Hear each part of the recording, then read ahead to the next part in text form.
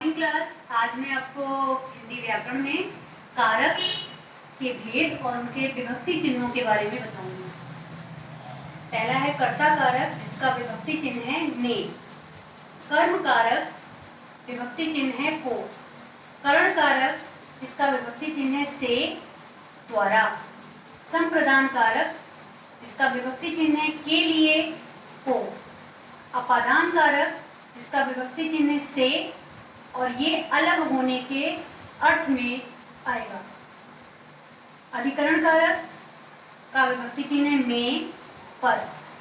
संबंध कारक का विभक्ति चिन्ह है का, की, के। संबोधन कारक, इसका विभक्ति चिन्ह है हे, रे, अरे आदि। कर्ता कारक, कर्ता कारक में काम करने वाले के बारे में बताया जाता है।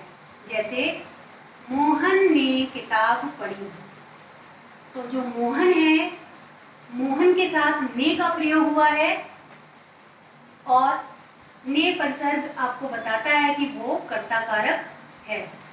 कर्म कारक, कर्म कारक में क्रिया का फल,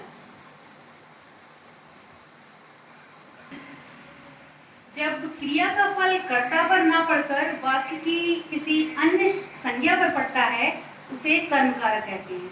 जैसे नर्स ने रोगी को दवा पिलाई, तो इसमें जो रोगी है को विभक्ति लगी है और ये यहाँ पर कर्म कारक है।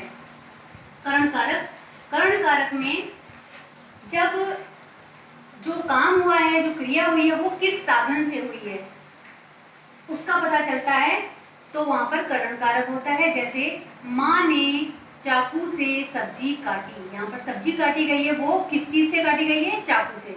तो चाकू से, यहाँ पर से का प्रयोग हुआ है और वो करण कारक है। संप्रदान कारक, संप्रदान कारक जैसा कि आप समझते हैं कि संप्रदान मतलब किसी को कोई चीज देना, और संप्रदान कारक में कर्ता किसी को कुछ देता है या किसी के लिए कुछ करता है, उसका पता चलता है, तो वहां पर संप्रदान कारक होता है। जैसे मैं पिताजी के लिए घड़ी लाई, यहाँ पर जो घड़ी लाई गई है वो पिताजी के लिए लाई गई है, इसलिए यहाँ पर संप्रदान कारक है। अपादान कारक, अपादान कारक में किसी चीज का किसी दूसरी चीज से अलग होने का पता चलता है। जैसे छत से बिल्ली कूदी, यानी कि छत से बिल्ली कूदी यानी कि वो छत से अलग हो गई। अधिकरण कारक, अधिकरण कारक में कोई भी चीज कहाँ रखी हुई है उस स्थान का पता चलता है। जैसे मेज पर किताब है, जो किताब है वो कहाँ है? मेज पर। कारक, संबंध कारक का विभक्ति चिन्ह है का, की, के। संबंध कारक में संज्ञा या सर्वनाम का दूसरे के साथ संबंध बताया जाता है। जैसे रानी रमेश की बहन है, इसमें रमेश की संबंध कारक है। संबोधन कारक, संबोधन कारक का विभक्ति चिन्ह है हे, रे, अरे आदि। संबोधन कारक में पुकारने या संबोधित करने का बोध होता है। जैसे हे प्रभु दया करो, अरे बेटा तुम कब आए, इसमें हे प्रभु और अरे बेटा संबोधन कारक हैं। Thank you.